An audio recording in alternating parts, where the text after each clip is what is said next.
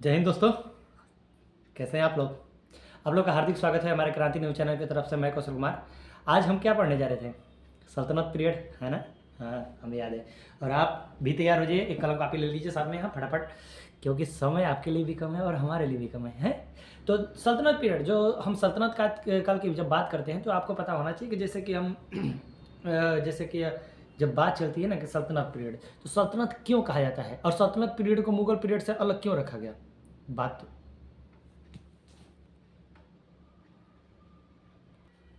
भाई साहब, बात तो ये भी बनती है ना। तो आपको जान लेना ज़रूरी है कि क्यों सल्तनत काल को मुग़ल काल से अलग रखा गया। क्योंकि सल्तनत काल में ऐसा कहा जाता था, जो खलीफा से खिल्लत लेता था, मतलब खलीफा से जो एक राजा बना दिया गया था, किसको? हाँ, मोहम्मद साहब ने खलीफा का पद धारण करवा दिया था और खलीफा से जो खिल्लत लेता था ना, उसी को सल्तनत सुल्तान कहा जाता था। तो जो सुल्तान की उपाधि लेता था ना, बायदर, उसी को बोला जाता था। हाँ, तो वहाँ से सल्तनत, लेकिन कुछ बाद में क्या क्या होने लगा, क्या क्या नहीं होने लगा, इसके बारे में हम लोग चर्चा करेंगे, ठीक है? तो हमने क्या पढ़ लिया था पिछले वाले वीडियो में? हमने ये जान लिया था कि भैया देखो, सल्तनत का के बारे में हमने यह जान लिया था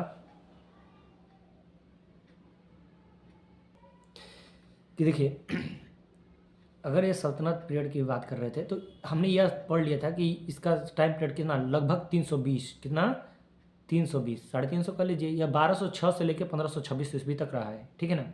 जिसमें हमने ये एक ट्रिक के माध्यम से भी समझा था। क्या समझा था भाई? एक एक नया पेज ले लेते हैं, एक नया पेज ले लेते हैं तब समझ में आएगा। हाँ, क्या समझा था? तो हमने ट्रिक बताया था, याद है कुछ? हाँ, चलो बनाते हैं, एक मिनट।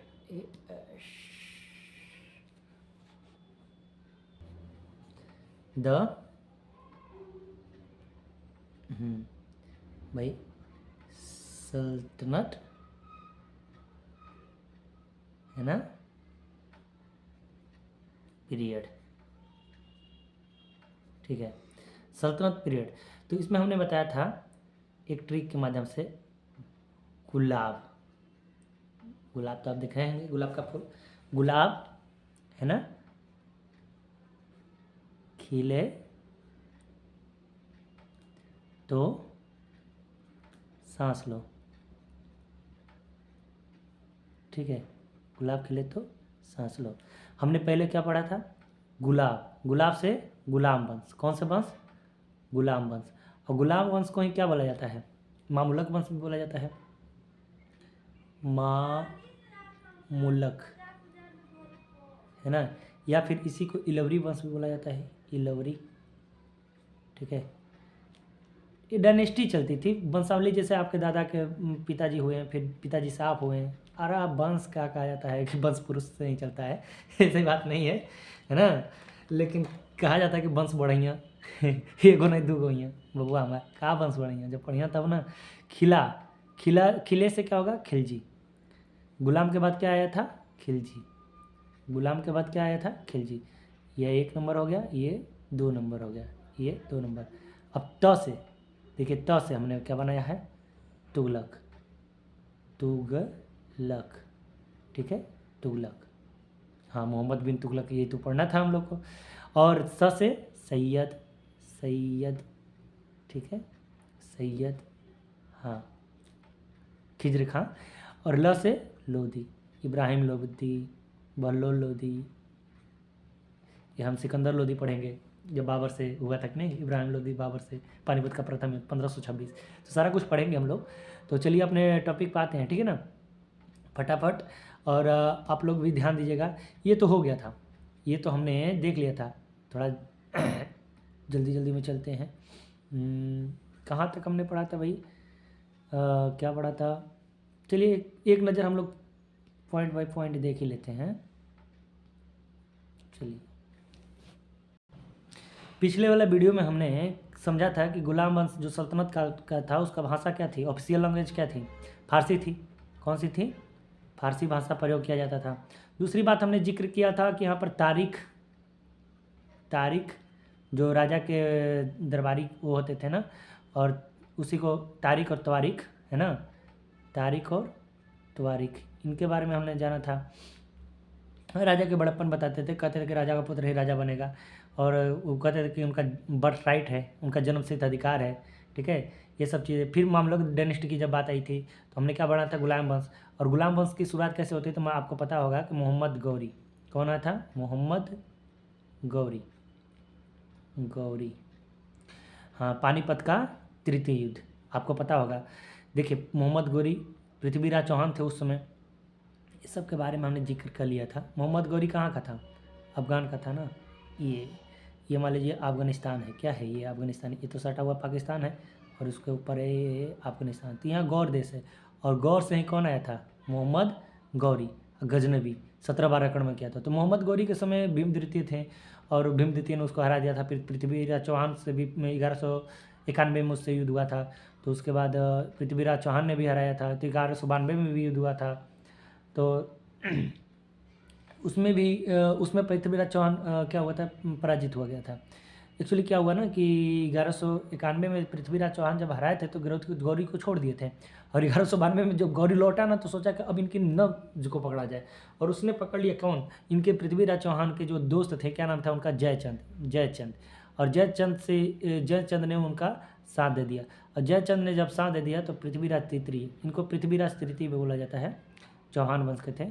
तो ये हार गए, कन्नौज की बात है, कन्नौज के थे साथ, तो जयचंद थे, तो ये इनको हरा दिया।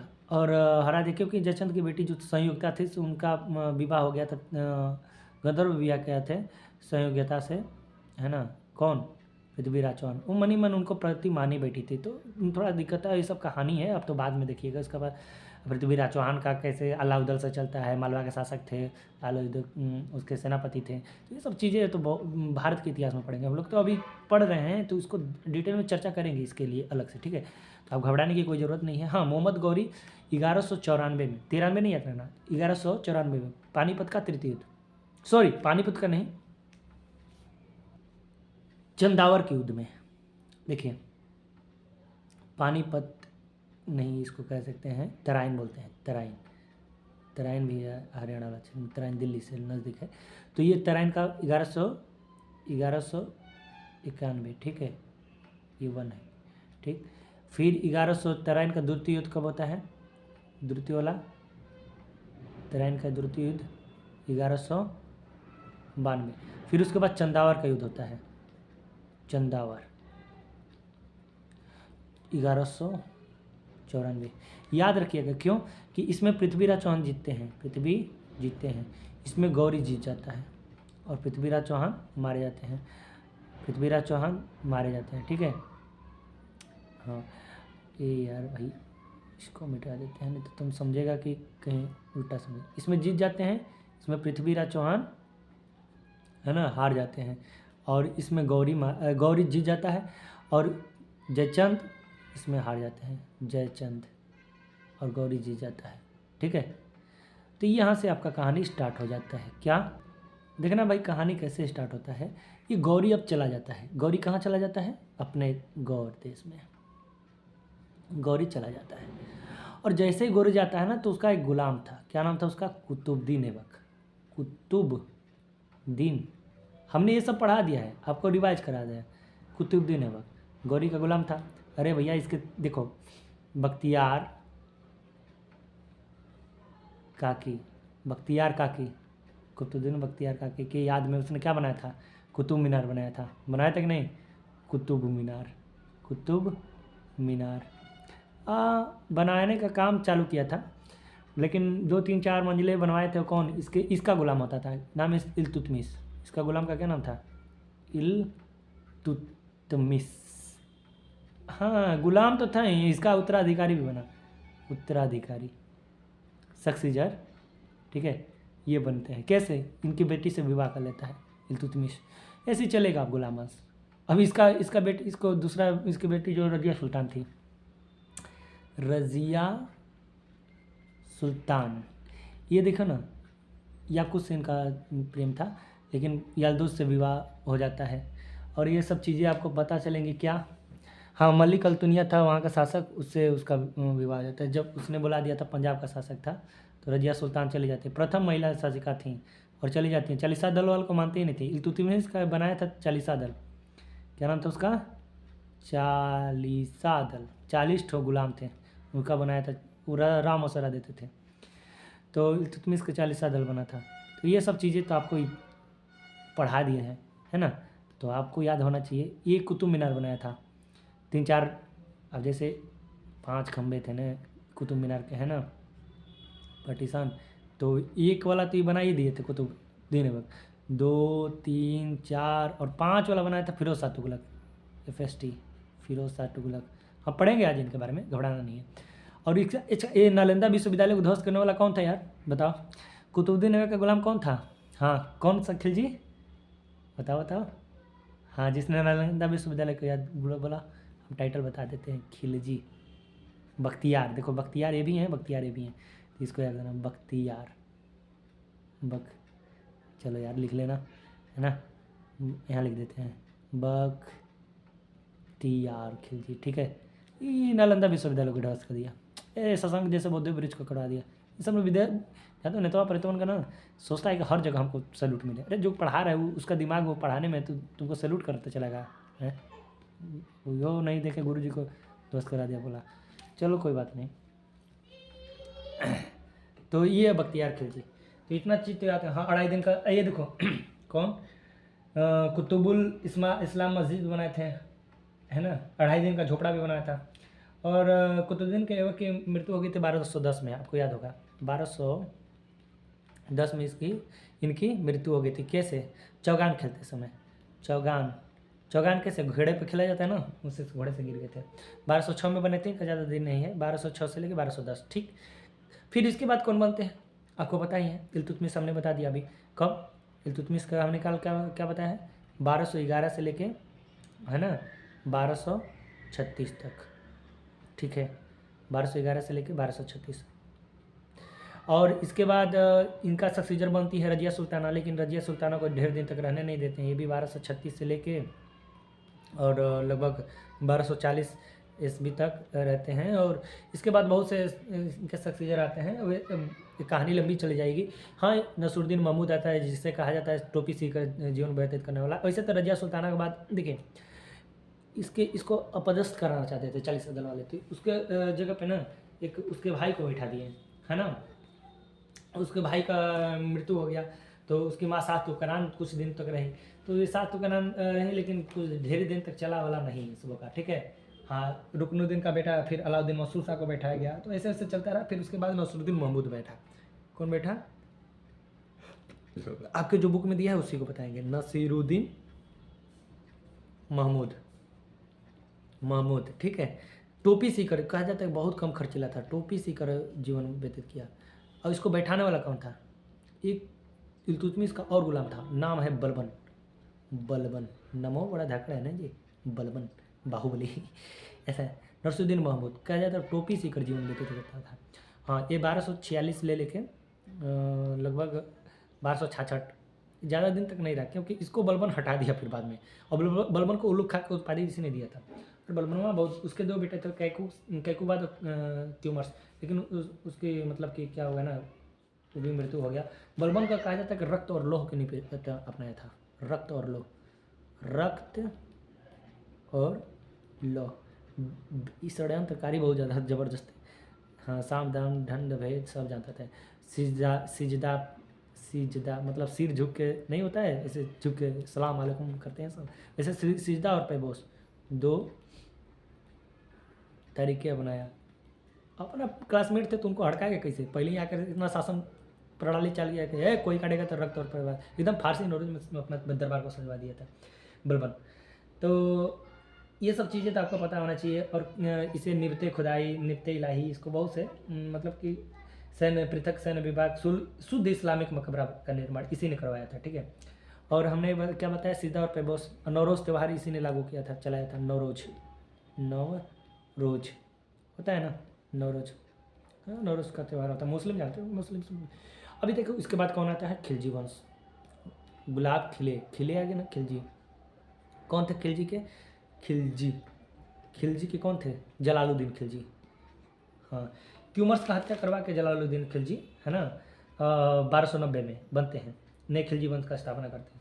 तो अमीर खुसरो किसका गुलाम था? दरबारी कवि थे, बदायूं में के रहने वाले थे, ये खिलजी वंश के हैं, इस टाइम में थे। अलाउद्दीन खिलजी के थे। जलालुद्दीन खिलजी बहुत ज़्यादा दिन तक नहीं रहा, मतलब बूढ़ा शासक था। तो ये 1290 से लेके और कितना 1320,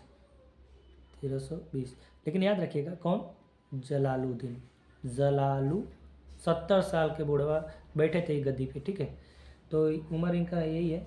और इसके बाद इनका भतीजा और इनका दामाद, क्या नाम था उसका, अलाउद्दीन। अब देखे होगा पद्मावत मूवी, अलाउद्दीन, तो इसी में है पद्मावत मूवी, अलाउद्दीन खिलजी। अरे बहुत ज़बरदस्त, हमने दिखा दिया है पिछले वाले, आप देख लीजिएगा एक बार, ठीक है ना, लंबा हो जाता है वीडियो, फिर मज़ा नहीं आता है, हैं। फिर उसके बाद ये अलाउद्दीन खिलजी ने अलाई मीनार बनवाया, एकदम जस्ट जरतुआ था। सिकंदर सानी को उपाधि किया, धारण किया, सिकंदर सानी, सिकंदर का समान खुद को कहता था। अरे हम विश्व विजेता, अरे कहने से हो जाता है सानी। लेकिन बहुत ज़बरदस्त मूवी दिखाते हैं, उस मूवी में इसका देखता अपने मुर्गा भात खा रहा होता है और जनता कई दिन से भूखी प्यासी तड़प रही होती है, और आकर ऐसा भकाल मारता है कि पूरा उसके प्रति हो जाता है, सिकंदर सानी, ठीक है। अब ये हाँ, कुछ नहीं था, अलाई मनवार बनाया, लेकिन अलाई मनवार बनाने में उसका बेचारा ऐसा डाला कि बने नहीं है पूरा। अरे नींव बढ़िया देना चाहिए ना, टिड़िया गया, गिरने लगा। देखो तीसरा क्या करवाया इसने, तो हाँ, ये घोड़ा दागने का प्रथा इसने, सैनिकों को हुलिया लिखना, घोड़ा दागने सैनिकों का हुलिया लिखना, ये सब काम करवाया था, का हुलिया। और कहा जाता है कि व्यापारी जो शुद्ध कहता है ना कि अगर कोई व्यापारी ठगी करेगा तो उससे उतना मांस उतना निकाल लिया जाएगा जितना ठगा होगा। हौज अलाई, है ना। और कुतुब मीनार के निकट ना अलाई दरवाज़ा बनवाया था, और श्री नामक शहर बचाया था, बहुत सी चीज़ है। मलिक कफूर इसी का सेनापति था, मलिक कफूर बेटी जी, मलिक कफूर 1000 दिनार में खरीदा था। और मलिक कफूर को देखे होंगे आप। इसका बेटा था मुबारक शाह खिलजी। ये भैया मुबारक शाह खिलजी का तो लाजवाब कारनामे है, इसको तो आप पढ़ चुके होंगे, मुबारक शाह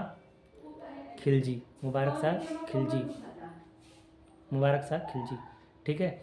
और आज हम लोग क्या पढ़ रहे थे, तुगलक वंश का पहला वाला आपका बता दिए थे, किसके बारे में, गुलाब खिले तो तुगलक सबसे ज़्यादा डायनेस्टी अगर ये किया है शासन, तो ये तुगलक है। तुगलक क्या नाम है उसका भैया, तुगलक, चलो भाई लिखो तुगलक।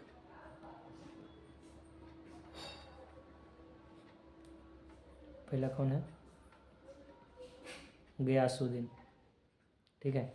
हाँ, निजामुद्दीन औलिया से इनका, निजामुद्दीन औलिया चिश्ती संप्रदाय के थे, तो इनसे बड़ा कठोरता चला था, दिल्ली के थे, दिल्ली के आसपास निजामुद्दीन औलिया। और गया था इसका बेटा दक्षिण जीतने, तो ये बंगाल जीतने चले गए, और बंगाल जीतने गए थे ना, तो इन्हीं यहीं पर इनका कब्रगाह साबित हुआ। हाँ भैया, क्योंकि अब पता है बंगाल से जो विभाजन करके लौट रहे थे, तो इन्हीं का बेटवा था, उनका निजामुद्दीन औलिया से बहुत बढ़िया चलता था, मोहम्मद बिन तुगलक नाम है उसका, जुना खां, क्या नाम है, आज इन्हीं के बारे में तो पढ़ने था, मोहम्मद बिन तुगलक, MBT लिखेंगे ना तो समझ आना, तुगलक, मोहम्मद बिन तुगलक। देखिए गयासुद्दीन तुगलक जो थे, है ना, गयासुद्दीन तुगलक आपका तुगलक डायनेस्टी आपका चलेगा 1320 से लेके 1341 तक, अरे 1341 तक, ठीक है, मिस्टेक हो गया क्या, लिख लेना।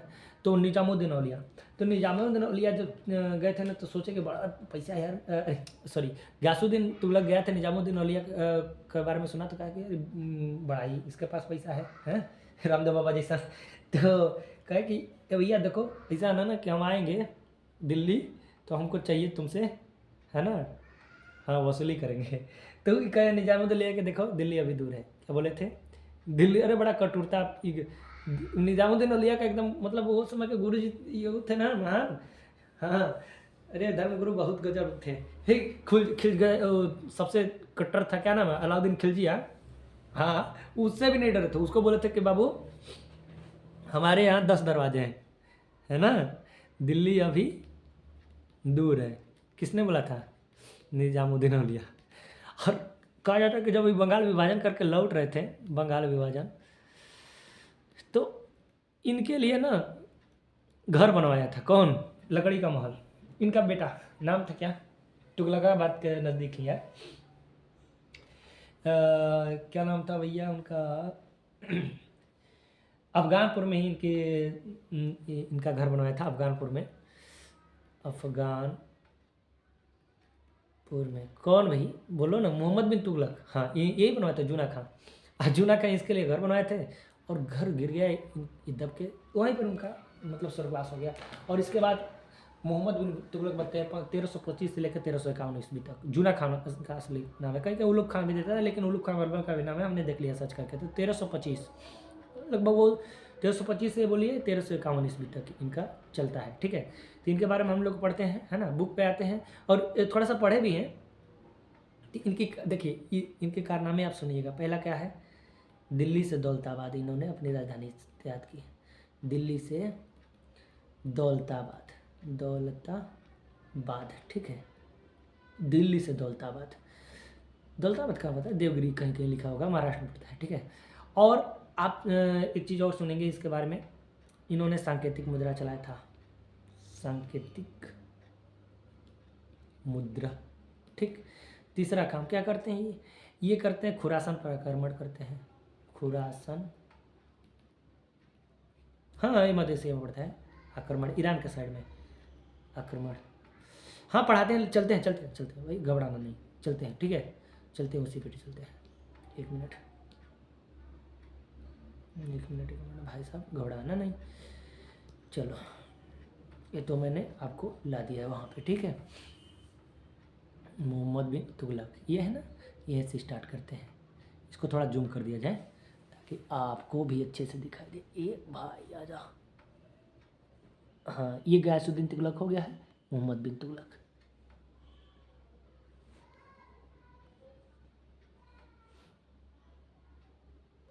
देखिए, इसमें कोई दो राय नहीं है कि Mohammad bin Tughlaq was the very powerful ruler, ठीक है। हाँ, इसमें कोई दो राय नहीं है। अब किस्मत साथ ना दे तो उसकी अब हम मैं क्या बोल सकता हूँ, ठीक है।